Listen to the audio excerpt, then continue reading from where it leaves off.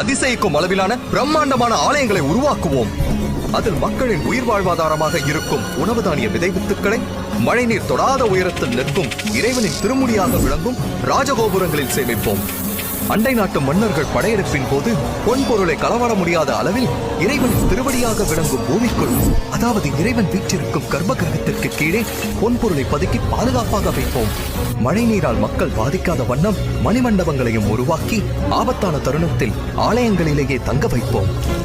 மேலும் கும்பாபிஷேகம் செய்யும் முறையை வகுத்து அச்சமயங்களில் மூல விக்கிரகத்தை அப்புறப்படுத்தும் போது நாட்டில் செல்வ வளம் குன்றியிருந்தால் மூலவருக்கு கீழே வைத்திருக்கும் பொன்பொருளை தேவைக்கு ஏற்ப எடுத்துக்கொள்வோம். அல்லது மக்கள் வளமாக இருந்தால் அளவுக்கு அதிகமாக இருக்கும் செல்வங்களை இறைவனின் திருவடியிலேயே சேமித்து அதன் மதிப்பை ஒரு செப்பு தகட்டிலும் கணக்காக எழுதி அதை மூலவருக்கு அடியில் பாதுகாப்பாக வைப்போம்.